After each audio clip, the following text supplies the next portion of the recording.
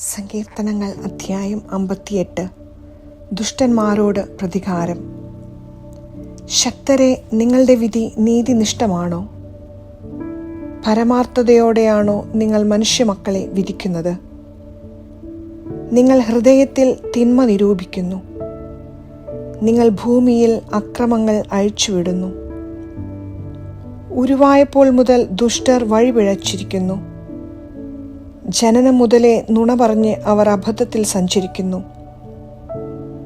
അവർക്ക് സർപ്പത്തിൻ്റേതുപോലെയുള്ള വിഷമുണ്ട്. ചെവിയടഞ്ഞ അണലിയെപ്പോലെ ബധിരരാണവർ. പാമ്പാട്ടിയുടെയോ മാന്ത്രികന്റെയോ സ്വരം അത് കേൾക്കുന്നില്ല. ദൈവമേ, അവരുടെ പല്ല് തകർക്കണമേ. കർത്താവേ, യുവസിംഹങ്ങളുടെ ദംഷ്ട്രങ്ങൾ പിഴുതെറിയണമേ. ഒഴുകിമറിയുന്ന ജലം പോലെ അവർ അപ്രത്യക്ഷരാകട്ടെ. പുല്ലുപോലെ അവർ ചവിട്ടി മെതിക്കപ്പെടുകയും മാഞ്ഞു പോവുകയും ചെയ്യട്ടെ. ഇഴഞ്ഞു പോകുമ്പോൾ അലിഞ്ഞു തീരുന്ന ഒച്ചുപോലെ ആകട്ടെ അവർ. അവർ സൂര്യപ്രകാശം കാണാനിടവരാത്ത ചാപിള്ള പോലെ ആകട്ടെ. നിങ്ങളുടെ കലത്തിന് ചൂടേൽക്കുന്നതിന് മുൻപ് തന്നെ ചുള്ളിവിറകുകൾ പച്ചയും എരിയുന്നത് ഒന്നുപോലെ അവിടുന്ന് പറത്തിക്കളയും.